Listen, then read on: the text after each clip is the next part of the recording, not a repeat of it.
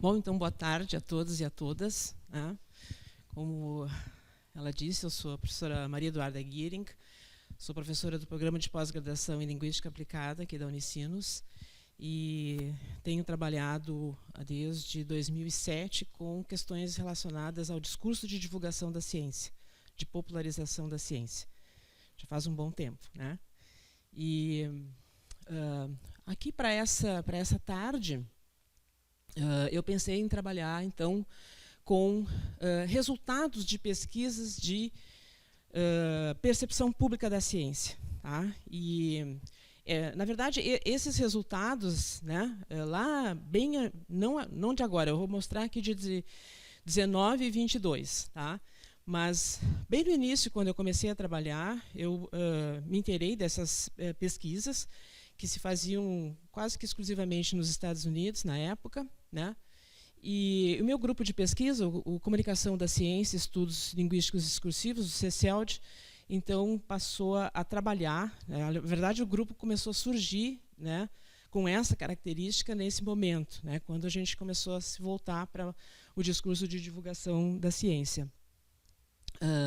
A partir, então, dos resultados de percepção pública de ciência e tecnologia, aqui no Brasil, né? Tá? Então começou a surgir também no Brasil a ideia de se observar o que é que as pessoas pensam, né, sobre ciência e tecnologia no Brasil. Essas pesquisas, elas são promovidas por um instituto, né, Instituto Nacional de Comunicação Pública da Ciência e Tecnologia, que é ligado à Fundação Oswaldo Cruz, que teve tanta importância aqui para nós agora durante a pandemia, né? Tá?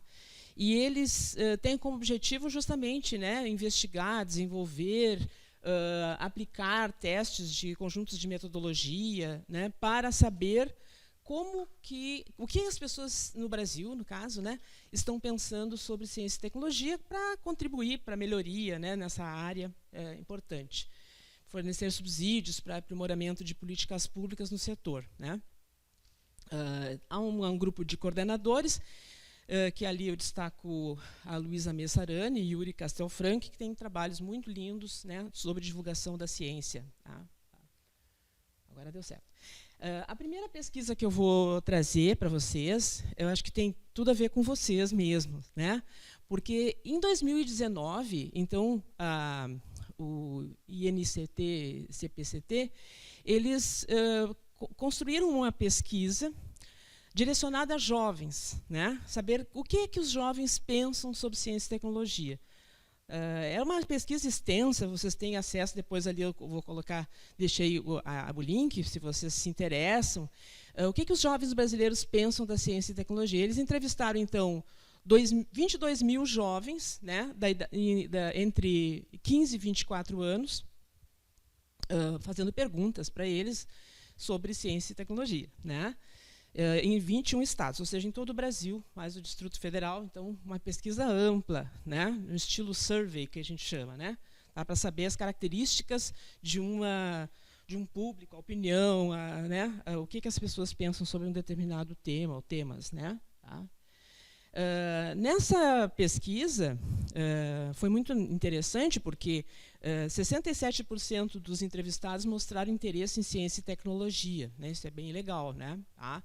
Um número bom, né? Considerando que antigamente era menor, né? Tá? E tinha uma imagem positiva do cientista, enfim, né? Uma coisa bem interessante, assim, promissora. E eles aproveitaram que era uma pesquisa para jovens, tendo em vista a questão da escola, né, para perguntar qual era a opinião deles, o acesso ao conhecimento, né, a percepção sobre fake news, né. Então, e também sobre aspectos polêmicos de temas científicos, né, algumas questões assim que são polêmicas, né, em relação. Eu não vou mostrar essa parte, apenas levantar a questão da fake news nessa primeira pesquisa que eu vou mostrar, que já é de 2019, né, tá. Então, observando, né, as respostas, enfim, eles fizeram todos esses gráficos, né, para contabilizar as respostas, né, eles verificaram o seguinte, né, que houve há um baixo acesso dos jovens nessa faixa etária da pesquisa a informação sobre ciência e tecnologia naquelas formas mais antigas, né? Vamos dizer assim, atualmente seria antigo, ou seja, rádio, livro, jornal, televisão. As pessoas pouco acessam esses meios, né? O que as pessoas, esses jovens, então, acessam? Que é vocês também, né? Tá?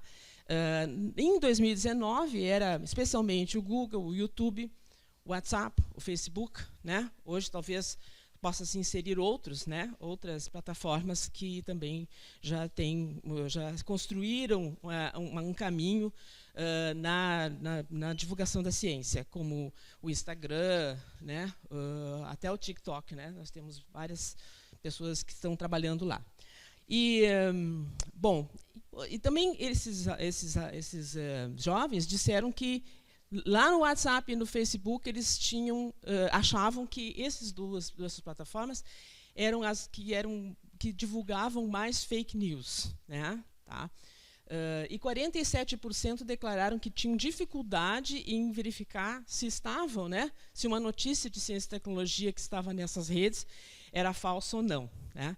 Então, esses dados levaram os meus orientandos, eu tenho orientandos de mestrado e doutorado, a pesquisar nessa área. Tá? Então, apenas vou fazer esse comentário, porque o que eu vou, então, mostrar para vocês, na sequência, é uma pesquisa bem nova, né, que surgiu agora, assim, foi publicada há pouco tempo, que fala sobre confiança na ciência no Brasil em termos de pandemia. Ela foi realizada em 2022 e foi divulgada agora, em 2023. Tá? E então ela utilizou essa mesma técnica, né, de coleta de dados por meio de entrevistas domiciliares, perguntando para as pessoas o que elas pensam sobre determinados assuntos. Foram entrevistadas 2.069 pessoas com 16 anos ou mais. Então, aqui já não é mais aquele público jovem especificamente, né, mas um público diverso, né, a partir dos 16 anos. E foram, então, realizadas entrevistas entre agosto e outubro de 2022. Ali é a capa do resumo, né, em que a Fiocruz, né, disponibiliza. Tá? Então, eu vou passar algumas questões que foram realizadas ali e os resultados. Né? Então, não a primeira da pesquisa, mas uma que eu estou trazendo, né, seria a confiança dos brasileiros na ciência. Os brasileiros confiam na ciência, né, e o que se observou é que essa confiança não é baixa. A gente já tinha, né, esse dado lá para os jovens, e aqui também, então, se verificou que não é baixa. Mas uma coisa é as pessoas dizerem, perguntar para alguém assim, você confia na ciência? A pessoa diz, sim, eu confio. Né? Tá? Mas, quando a gente vai assim, cruzar dados, eu pergunto, que você acha sobre um determinado assunto, né, sobre ciência, né? E depois eu vou levantar ali os assuntos. Por exemplo, vacina, né? E a pessoa diz, pois é, né, tem problema a vacina.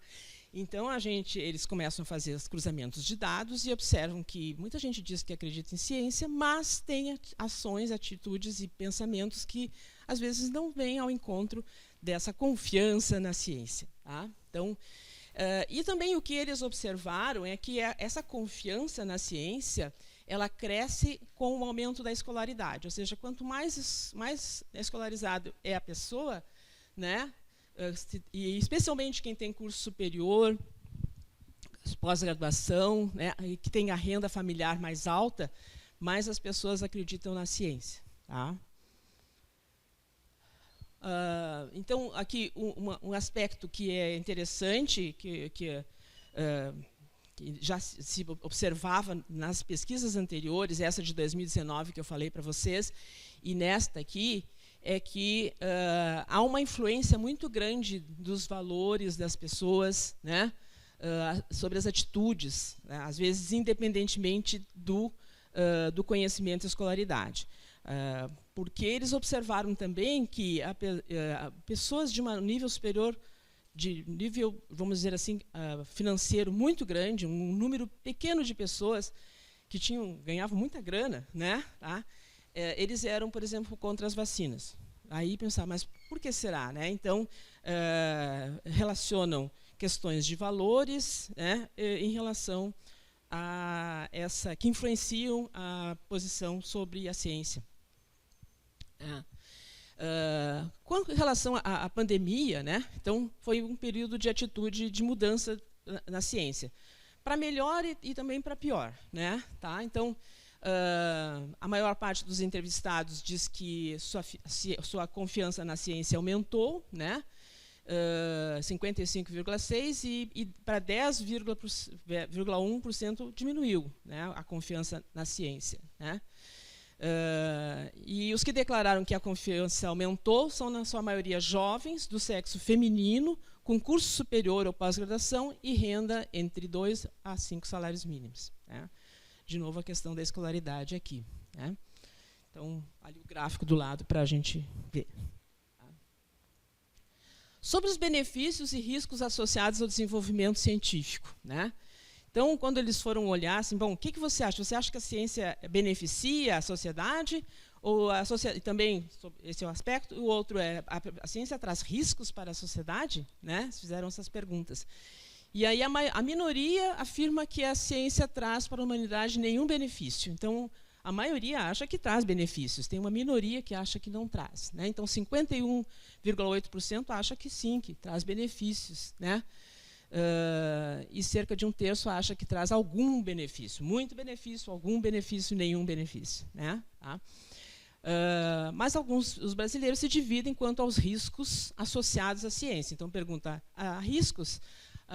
A ciência pode trazer riscos para as pessoas, né, para a sociedade? Então, a maioria acredita que sejam poucos ou nenhum risco, né? Mas cerca de 40% veem muito e algum risco no empreendimento científico. Então, esses resultados, se a gente comparar esses resultados com aqueles de 2019, né, para os jovens, que era um período pré-pandêmico, porque terminou em 2019 aquela pesquisa, né, mostra que essa porcentagem dos entusiastas, né, que enxergam mais benefícios do que riscos para a ciência, ela teve uma leve queda. Né? Enquanto o número de pessimistas que acreditam que há mais riscos do que benefícios aumentou. Né? Então, esse é um lado não tão positivo assim. A outra pergunta é, os cientistas brasileiros são confiáveis? Eu estou selecionando algumas perguntas, que tem muitas outras perguntas, estou selecionando algumas. Né? Então, os cientistas brasileiros são confiáveis? Era uma pergunta. Né? E a gente observa ali que confia muito, confia pouco. Né? Então, sobre isso, né, a confiança nos cientistas brasileiros é um pouco menor que a confiança na ciência. Então, confiam mais na ciência do que nos cientistas, o que é um pouco contraditório. Né? Tá? Então, 63,7% declaram confiar muito ou confiar nesses profissionais. Né? Então, essa confiança vai aumentar com a renda e a escolaridade. Vocês veem que a renda e a escolaridade são elementos-chave aqui. Né? Quanto mais eu tenho escolaridade, quanto mais eu ganho, mais, provavelmente, né, não sempre, né, há essa confiança na ciência. Então, agora, diante desses dados, uma preocupação é que 1 em cada 3 brasileiros manifesta não confiar em cientistas, né, no Brasil. Ainda assim, os cientistas ainda desfrutam de uma imagem positiva, né? Mas há muita gente que não confia nos cientistas. Tá? Aqui, especificamente, quanto a conceitos, que não são as controvérsias, nessa pesquisa não se fez perguntas sobre controvérsias científicas, mas aqui sobre familiaridade que as pessoas têm com conceitos que envolvem ciência. Né? Então, eu coloquei ali do lado a pergunta mesmo, né, com o intuito de avaliar que tipo de informação estão circulando entre as pessoas, gostaríamos de fazer algumas perguntas para vocês. Então, na sua opinião, aí eles faziam uma pergunta ali, e a pessoa dizia, né, se sim ou se não, enfim. Tá? E eu destaco ali o 6 e o 10, que não estão na mesma ordem lá, mas eu sinalizei ali. Né? A 6ª pergunta era se os antibióticos matavam vírus. Tá? Então, isso é bem... matam vírus ou não matam vírus, né? Tá? Ou matam bactérias? Então, essa era uma pergunta que se fazia. E ali a gente observa que 64% acertaram que não, né? Mas um bom número de pessoas acreditou, tem uma percepção enganosa, né? Também em relação à relação entre antibiótico, aliás, entre vacinas, aliás, desculpa, ali é 23%, é menor, né? 23% só acertaram. Eu errei ali, né? 23% só acertaram essa pergunta. E quanto à relação entre vacina e autismo, que agora tem uma nova onda de antivacina de novo por aí, né?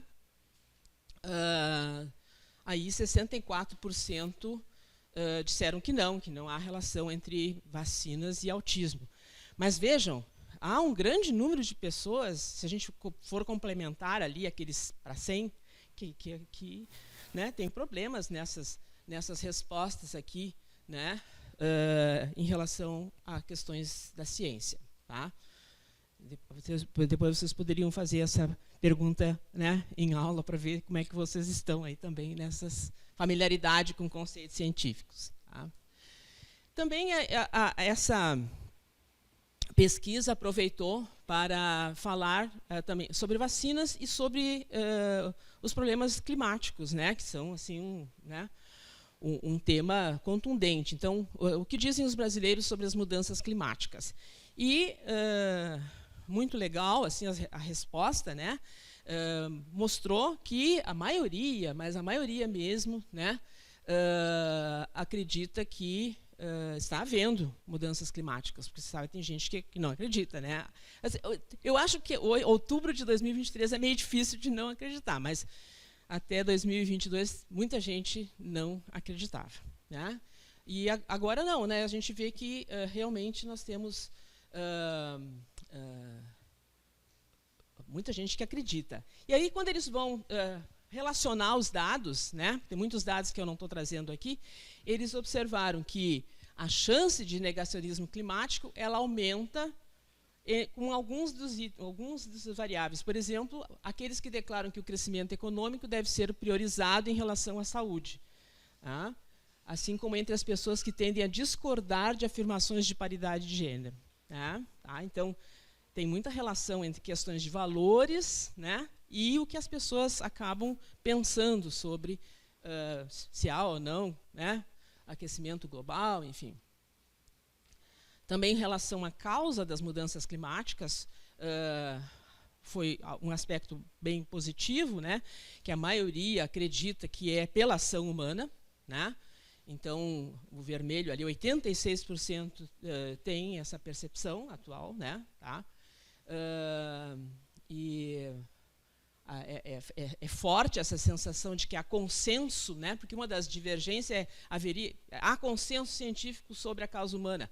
Aí há uma falsa controvérsia plantada para dizer que não é, né? Nós temos toda essa discussão. E aqui, então, nós vemos que a maioria realmente pensa que é pela ação humana, né? Concordam com os cientistas. Tá?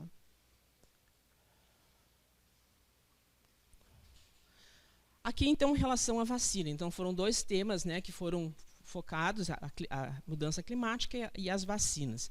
Então, sobre o que os brasileiros temem as vacinas, né, tinha várias perguntas sobre vacina, mas essa eu retirei aqui. E a maioria dos brasileiros tem percepções e atitudes fundamentalmente positivas, né, quanto à vacina, tanto sobre a vacinação em geral, quanto sobre a vacinação contra a Covid-19, né, que houve lá. Né.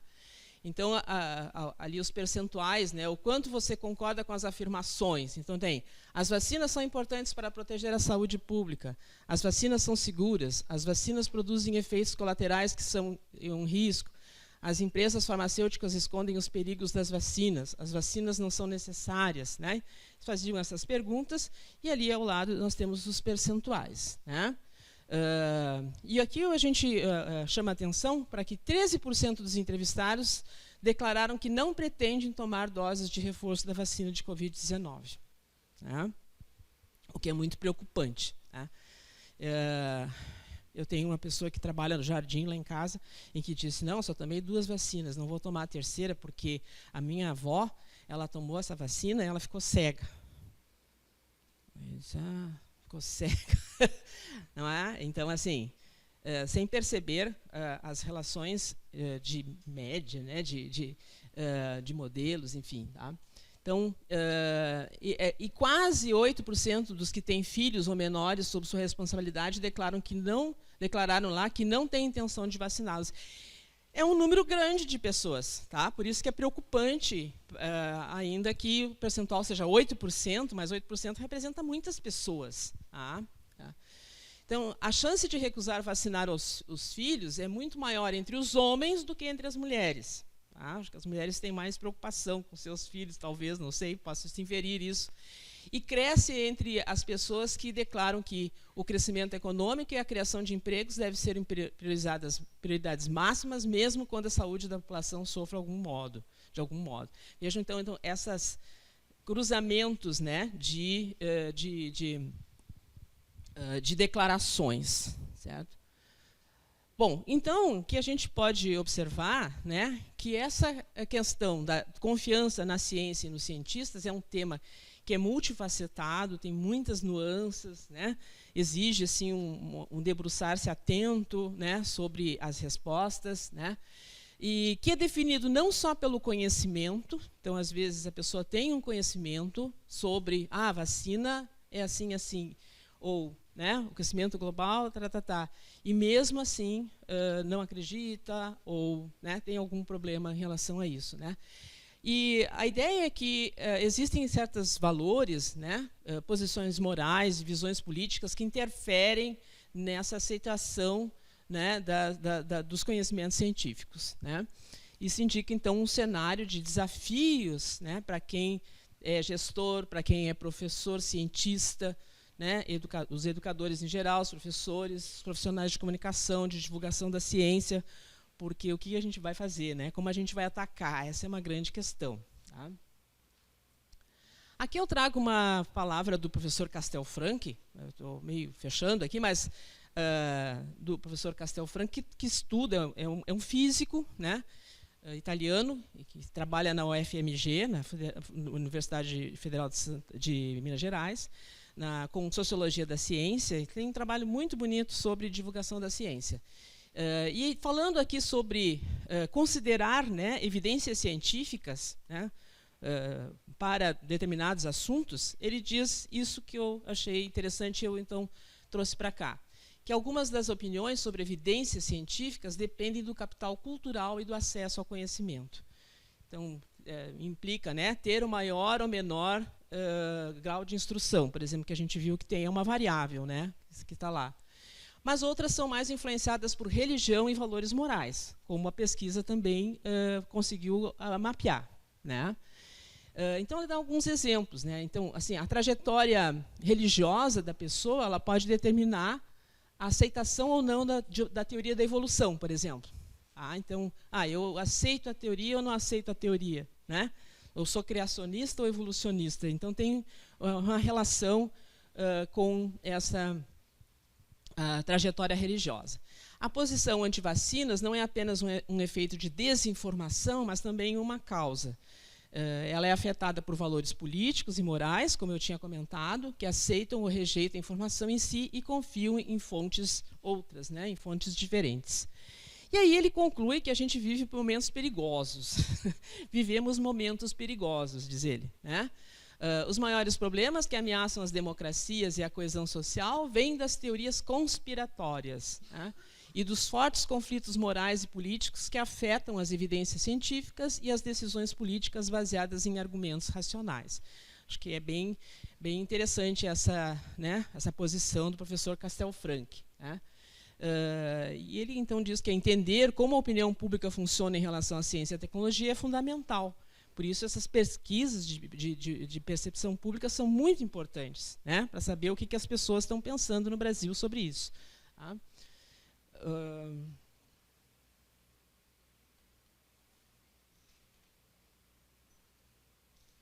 Bom, no nosso caso, né, do grupo de pesquisa que eu coordeno, a gente aposta bastante na divulgação da ciência, na popularização da ciência, né, no letramento científico. Então, é uma...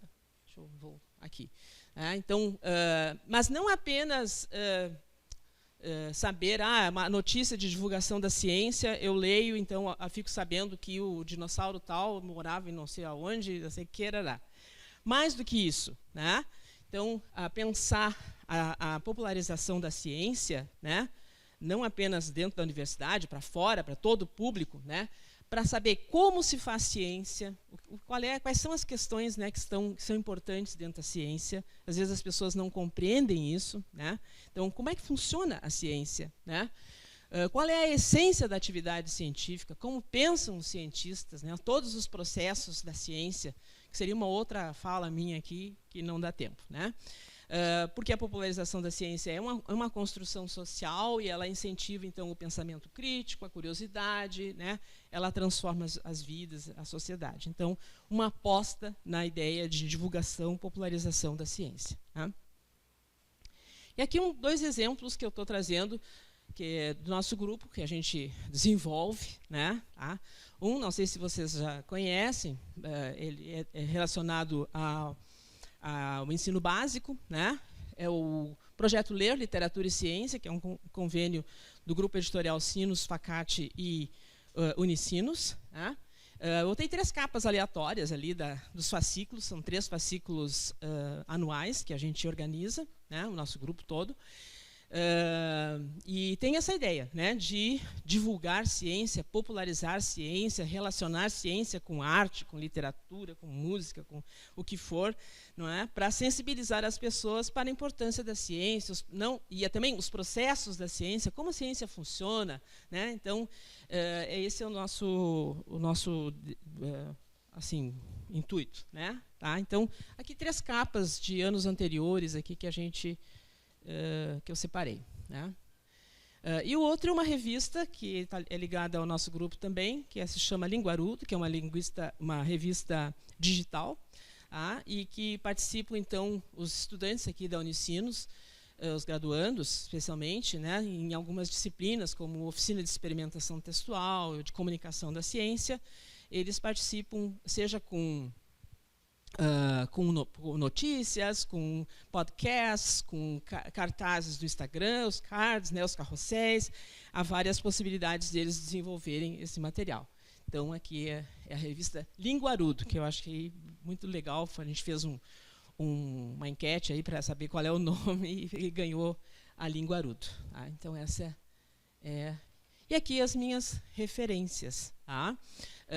Essa aqui é de 2023, né, Confiança na Ciência no Brasil em Tempos de Pandemia, resumo executivo. Está lá no site da Fiocruz, o outro também. O outro eu já nem sei mais se ele está no site da Fiocruz. Eu acho que da Fiocruz, sim. O que pensam os jovens brasileiros sobre ciência e sobre tecnologia. Tá? Então, era isso. Eu acho assim, importante a gente, né, ter uma ideia do que as pessoas estão pensando, qual é o panorama aqui no Brasil sobre isso, né, para a gente se antenar, né, assim, como é que eu penso, como é que as pessoas pensam, né, quais são as grandes questões, os problemas.